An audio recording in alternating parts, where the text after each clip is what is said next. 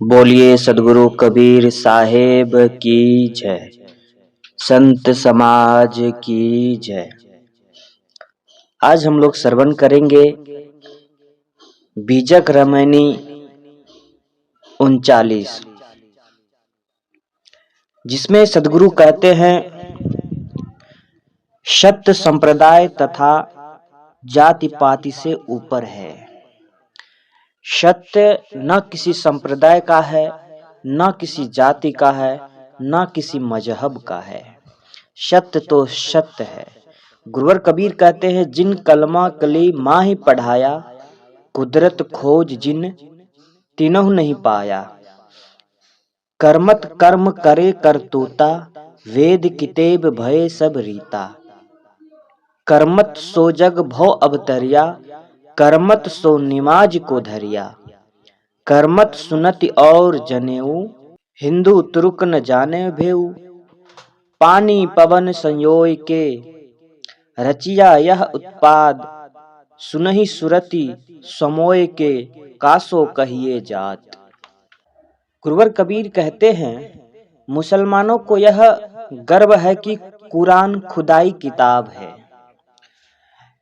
इस्लाम खुदाई मत है तथा मोहम्मद खुदाई दूत हैं। इन तीनों की शरण में ही संसार की सच्चाई जानी जा सकती है और इंसान को स्वर्ग मिल सकता है। मुसलमानों को ये भ्रम है, ये मन में मान रखा है कि कुदरत का दिया हुआ किताब कुरान है। कुरान में जो भी चीजें लिखी है, आदमी उसको मानेगा तो उसे स्वर्ग मिलेगा। केवल अल्लाह ही पूज्य है तथा उसका रास्ता बताने वाला मात्र मोहम्मद है। सदगुरु कबीर कहते हैं कि कली काल में हजरत मोहम्मद तथा उनके पीछे के मुसलमानों ने लोगों को कलमा पढ़ा कर उन्हें मुसलमान तो अवश्य बनाया, परंतु वे स्वयं कुदरत एवं विश्व सत्ता का रहस्य नहीं जान सके।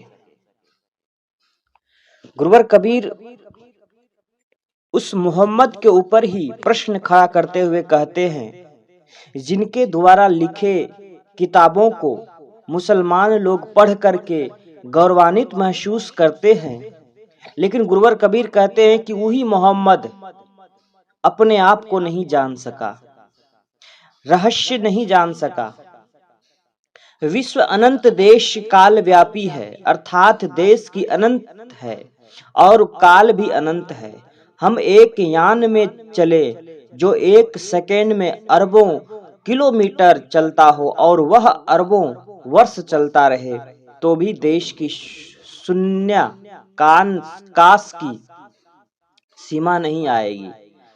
प्रकाश की गति एक सेकेंड में 3 लाख किलोमीटर है और ऐसे भी तारे हैं जहां से हमारी पृथ्वी पर प्रकाश आने में अरबों वर्ष लग जाए, परंतु वह तार भी मानो 1-2 फलांग की दूरी पर ही है, क्योंकि देश शून्याकाश अनंत है।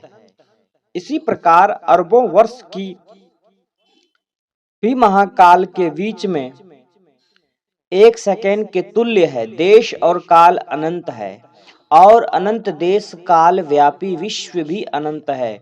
इस अनंत विश्व के सामने हमारी पृथ्वी एक कण के तुल्य है। इस पृथ्वी पर का कोई मत यह कहे कि इस अनंत विश्व को चलाने वाली शक्ति उसी के मजहब की धरोहर है, अथवा उस शक्ति ने उसी के मजहब के आदि पुरुष को संसार भर को तारने के लिए भेजा है, तो यह सब कुदरत एवं विश्व सत्ता को न समझने का परिणाम है। जितने मत तथा कथित ईश्वर के एकाधिकारी ठेकेदार बनते हैं, यदि वे किसी दूसरे लोक में चले जाएं जहां मनुष्य रहते हों, तो वे देखेंगे कि उसके मत का, उसके ग्रंथ का तथा उसके परिभाषित धर्म का वहां चिन्ह एवं पता भी नहीं है। ऐसे स्थिति में कोई मत यह कह सके कि हमारे मजहब पुरुष एवं ग्रंथ ही मनुष्य के कल्याणकारी है, शेष नास्तिकता के मार्ग पर है तो वह कुदरत एवं विश्व सत्ता को कहाँ समझ गया। दाढ़ी, चोटी, खतना, जनेऊ, रोजा, नमाज, पूजा, मंदिर, मस्जिद, गिरजे, गुरुद्वारे, छापा, तिलक, राम रहीम, गॉड आदि शब्द, ये सारे कर्मकांड के विस्तार मनुष्यों ने किए हैं। इनके द्वारा जीवन में एक संयम, सदाचार का बीजारोपण हो सकता है, परंतु इन्हीं को परम सत्य मानकर और मूल्य धारा को मानवीय विवेक एवं मानवीय गुण है, उनसे हटकर मनुष्य का कल्याण कैसे हो सकता है। कर्म कांडों को ही परम सत्य मान लेने से वे मनुष्य को विभाजित करते हैं। खतना और जनेऊ को मुसलमान तथा हिंदुओं ने लोह की कितनी पक्की लकीर मान ली है। विश्व की सत्ता कही है, मनुष्य बड़ी है, परंतु अपने अपने कुछ काल्पनिक परिभाषित शब्द एवं कर्म कांडों को लेकर एक मत वाला दूसरे मत वाले से कितना दूर अपने को मानकर अलग खड़ा है। यह सब देखकर सत्यद्रष्टा कबीर कहते हैं, हिंदू तुर्क न जाने कोई। हिंदू तुर्क कबीर साहब के सामने प्रासंगिक थे, परंतु यह कहकर वे मानो सारे मतवादियों को कह देते हैं। कबीर साहब का यह कथन उन सबके लिए समझना चाहिए जो स्थूल नाम रूपों एवं कर्म कांडों को लेकर सत्य को खंडित करने लगते हैं। सदगुरु कहते हैं कि ऐसे लोगों के लिए वेद, कुरान, बाइबिल आदि सब सत्य ज्ञान से खाली के खाली हैं। जो सार्वभौमिक सत्य को नहीं समझ सकता, उसके लिए वेद, किताब, रीते ही हैं। सदगुरु कहते हैं कि जीव नाना कर्माध्यासों एवं मान्यताओं में फंसकर इस संसार में भटक रहा है। उसे और मान्यताओं एवं कर्म कांडों के बंधनों में मत डालो। पानी पवन संयोग के रचिया यह उत्पाद, सुनहि सुरति समोय के कासो कहिए जात। यहाँ पानी से अर्थ रज, वीर्य तथा पवन से प्राण है, जिनके संयोग से इस संदर्भ रूप शरीर की रचना होती है।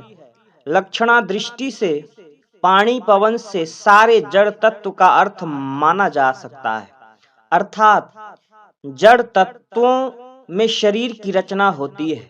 हिंदू हो या मुसलमान, सिख हो या ईसाई या अन्य नामधारी, मानव मात्र के शरीर की रचना का प्रकार एक ही है। सबके शरीर में वही जड़ तत्व लगे हैं और सबके अंदर वही एक सा चेतन है।